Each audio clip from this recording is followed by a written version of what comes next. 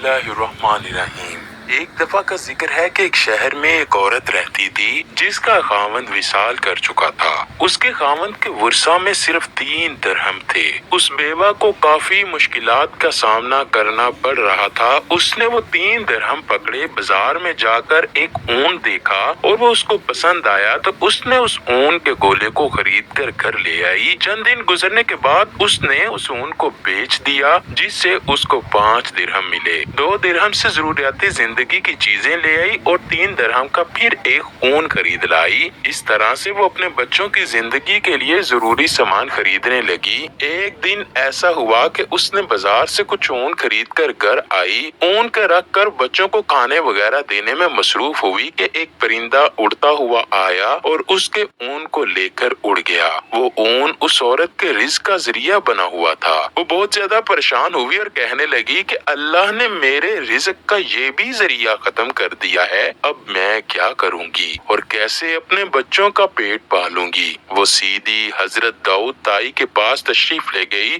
उनको अपना सारा किस्सा सुनाया। हजरत दाऊद ताई उस औरत की कहानी को सुनकर अभी हैरान ही हो रहे थे कि दरवाजे पर किसी ने दस्तक दी। दरवाजे को खोलने पर 10 आदमी खड़े थे। आपने उन आदमियों से पूछा कि क्या मसला है। उन्होंने बताया कि हम समुद्र में सफर कर रहे थे कि अचानक हमारी कश्ती में छोटा सा सुराख हो गया और कश्ती में पानी भरने लगा। हमें अपनी मौत का यकीन हो चुका था। हम सब ने मिलकर अल्लाह से दुआ की कि ऐ अल्लाह हमको इस मुश्किल से निकाल दे। तो हम सब मिलकर 10,000 दिरहम सदका करेंगे। हम अल्लाह से ये दुआ कर रहे थे कि हमारी कश्ती में किसी परिंदे ने ऊन का एक गोला फेंक दिया। हमने उस ऊन के गोले की मदद से कश्ती के सुराख को बंद किया और उसके ऊपर एक संदूक रख दिया। अल्लाह अल्लाह करके हम किनारे पर पहुंच ही गए। इस तरह हम उस मुश्किल से निकलकर आपके पास यहाँ आ गए हैं। यहाँ पहुँचते ही हमने किसी बुजुर्ग की तलाश शुरू कर दी ताकि उनके जरिए से हम अपना सदका किसी मुस्तहिक को पहुँचा सकें। हमको यहाँ किसी के बारे में इल्म ना था कि हमने किसी एक बुजुर्ग आदमी का नाम दरियाफ्त किया तो उन्होंने आपका नाम हमको बताया, इसलिए हम सब आपके पास आए हैं। ये लें 10,000 दिरहम और जिसको आप इनका मुस्तहिक समझे उसे ये रकम अता कीजिए। हजरत दाऊद ताई उन लोगों की बातें सुनकर बहुत हैरान हुए और साथ ही साथ बहुत खुश भी हुए।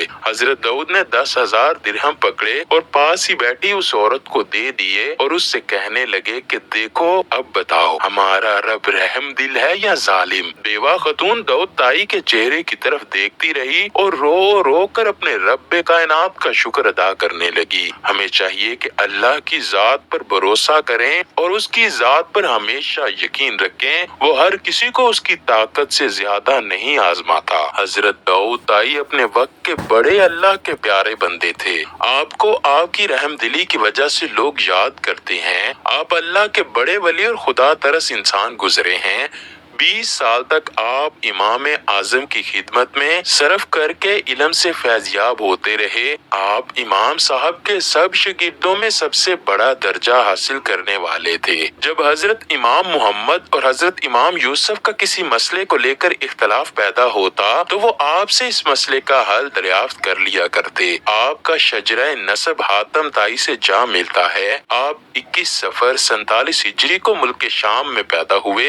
आपने ज्यादा जिंदगी कूफा में बसर की। कहा जाता है कि जिस माशरे में आपने परविश पाई उसके 16 दीन थे। सहाबा किराम रिज़वानुल्लाहि अजमाइन से इल्म हासिल करने वाले खूब इल्म से मालामाल हो रहे थे। वहाँ से ख्वाजा दाऊद ताई को इल्म हासिल करने का बहुत अच्छा मौका मिला। हर शहर में इल्म नबुव्वा का चर्चा हो रहा था।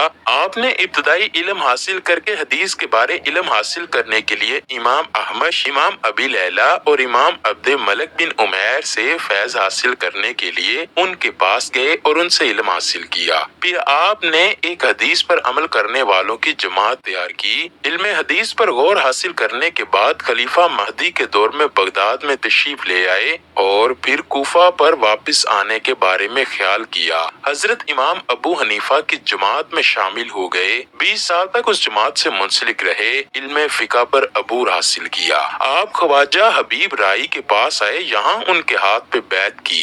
یاد رہے کہ حضرت حبیب رائی حضرت حسن بصری کے مرید تھے۔ ایک دفعہ کا ذکر ہے کہ ایک آدمی آپ کی خدمت میں حاضر ہوا اور کہنے لگا، اے داؤد طائی، آپ کی چھت کا ایک چدیر ٹوٹ گیا ہے۔ آپ نے کہا، اے میرے پیارے، میں نے 20 سال سے اپنی چھت کی طرف نظر ہی نہیں ماری۔ جب آپ کے والد کا وصال ہوا تو 80 درہم اور ایک مکان ورثے میں ملا۔ وہ درہم ساری عمر تک آپ سے ختم نہیں ہونے پائے۔ آپ اسی مکان کے ایک کمرے میں بیٹھ جایا کرتے، جب وہ گر گیا تو دوسرے میں بیٹھ جایا کرتے، اور جب وہ بھی گر گیا تو آپ تیسرے کمرے میں بیٹھنا شروع کیا۔ کہا جاتا ہے کہ ایک دن حضرت داؤد طائی کی نوکرانی نے کہا کہ آپ کے لیے گوشت کا اچھا سا سالن نہ بنا لوں؟ حضرت داؤد طائی نے جواب دیا، جی تو میرا بھی یہی چاہتا ہے۔ اس نوکرانی نے گوشت بہت مزیدار تیار کر کے آپ کے سامنے پیش کیا تو آپ فرمانے لگے، فلاں آدمی کے بچے کہاں ہیں؟ نوکرانی نے جواب دیا، اے میرے آقا، وہ یہیں پہ ہیں۔ تو آپ نے فرمایا، یہ گوشت ان بچوں کو دے دو۔ نوکرانی نے کہا، آپ بھی اس گوشت سے کچھ کھا لیجئے۔ تو آپ نے فرمایا، یہ گوشت کھا کر بھی گندگی بن کر کوڑے میں جانا ہے۔ اگر میں یہ کھانا یتیموں کو کھلاؤں گا تو یہ اللہ تعالیٰ کی بارگاہ میں مقبول ہو جائے گا۔ سارا سالن یتیم بچوں کو بھجوا دیا اور خود عام معمول کی خوراک کھا لی۔ ایک دفعہ حضرت داؤد طائی حضرت امام صادق کے پاس تشریف لے گئے اور عرض گزار ہوئے کہ اے آقا،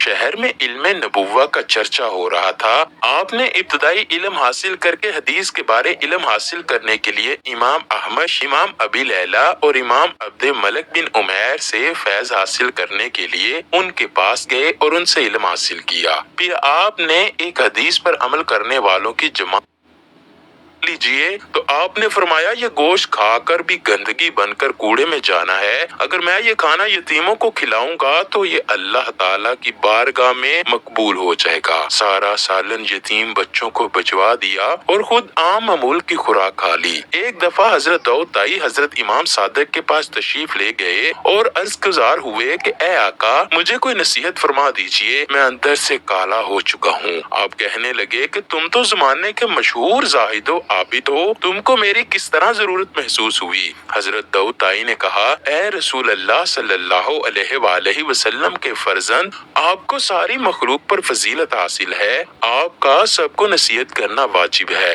آپ نے فرمایا، اے داؤد طائی، میں ہمیشہ اس کام سے دور رہتا ہوں، ایسا نہ ہو جائے کہ میں کسی کو ایسی نصیحت کر دوں جو قیامت کے دن مجھے اس کا حساب ادا کرنا پڑے۔ بس یہ بات سن کر داؤد طائی روتے ہوئے فرمانے لگے، اے مرشد، اگر آپ ہی اپنے آپ کو اس قابل نہیں سمجھتے تو میں کس باغ کی مولی ہوں؟ میں زاہد و عابد ہونے پر کس طرح بھروسہ کر سکتا ہوں، اور میں یہ کیسے جان لوں کہ میں اللہ کا نیک آدمی ہوں؟ اللہ اکبر۔ اللہ پاک مجھے آپ کو نیک اعمال کرنے اور اپنے بڑوں کا ادب کرنے کی توفیق دے، ہمیں نبی کریم صلی اللہ علیہ وآلہ وسلم سے بے پناہ محبت عطا فرمائے۔